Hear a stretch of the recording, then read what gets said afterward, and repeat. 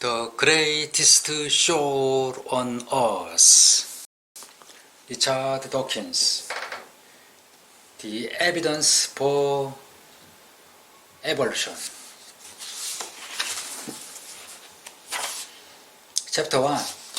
Omni a theory. Imagine that you are a teacher of Roman history and the Latin language, anxious to impart your enthusiasm for the ancient world, for the elegiacs of Ovid and the odes of Horace, the sinewy economy of Latin grammar and exhibits in the oratory of Cicero, and the strategic niceties of the Punic Wars, the generalship of Julius Caesar, and the voluptuous excess of the later emperors.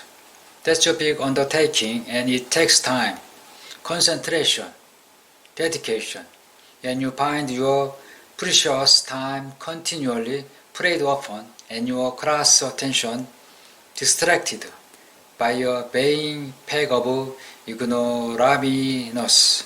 As a Latin scholar, you would know better than to say ignoramus, who with strong political and especially financial support scored about tirelessly attempting to persuade your unfortunate pupil that the Romans never existed.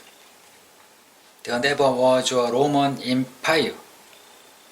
The entire world came into existence only just beyond living memory. Spanish, Italian, French, Portuguese, Galatan, Ashtan, Omansh. All these languages and their constituent dialogue sprang spontaneously and separately into being, and owe nothing to any predecessor, such as Latin.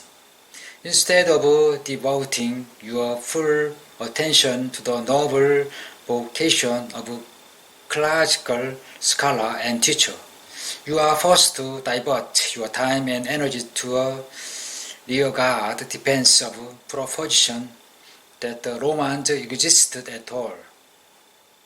The defense against the exhibition of ignorant prejudice that would make you weep if you want to busy fighting it. If my fantasy of the Latin teacher seems too wayward, here's a more realistic example. Imagine you are a teacher of more recent history, and your lesson on 20th century Europe are boycotted, hated, or otherwise disrupted by well-organized, well-financed, and politically muscular group of Holocaust deniers, like my hypothetical Rome denial. Holocaust deniers really exist. They are vocal, superficially plausible, and adept and seeming learned. They are supported by the president of the at least one currently powerful state, and they include at least one bishop of the Roman Catholic Church. Imagine that, as a teacher of European history, you are continually faced with belligerent demand to teach the controversy and to give equal time to alternatively theory that the Holocaust never happened but was invented by a bunch of Zionist fabricators. Fashionably relativist intellectuals chime in to insist that there is no absolute truth. Whether the Holocaust happened is a matter of personal belief. All points of view are equally valid and should be equally respected. The plight of many science teachers today is not less dire. When they attempt to expound the central and guiding principle of biology, when they honestly place the living world in its historical context, which means evolution. When they explore and explain the very nature of life itself, they are harried and stymied, hustled and bullied, even threatened with the loss of their job. At the very least, their time is wasted at even turn and every turn. They are likely to receive menacing letters from parents and have to endure the sarcastic smirk and close folded arms of brainwashed children. They are supplied with a state-approached textbook that have had the word evolution systematically expunged or bowdlerized into change over time. Once you attempt to lap this kind of things up as a peculiarly American phenomenon, teachers in Britain and Europe now face the same problem, partly because of American influence, but more significantly because of the growing Islamic presence in the classroom. Abetted by the official commitment to multiculturalism and the terror of being thoughtless.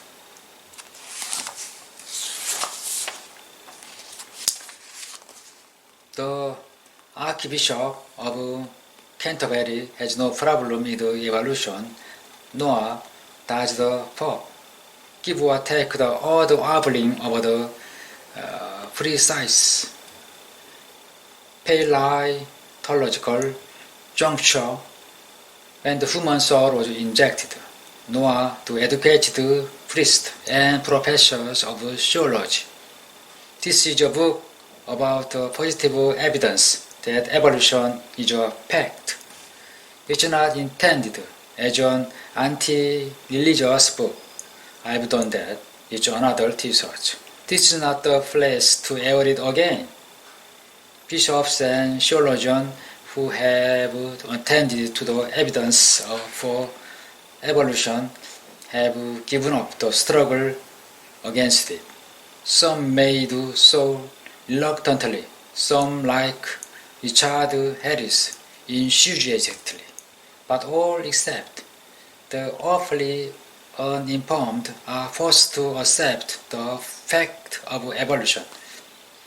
They may think God had a hand in starting the process up, and perhaps didn't stay his hand in guiding its future progress. They probably think God crankled the universe up in the first place and solemnized its birth with harmonies set of raw and physical constant calculated to fulfill some inscrutable purpose in which we were evidently to play a role. But grudgingly in some cases, happily in others, soulful and rational churchmen and women accept the evidence for evolution. Okay.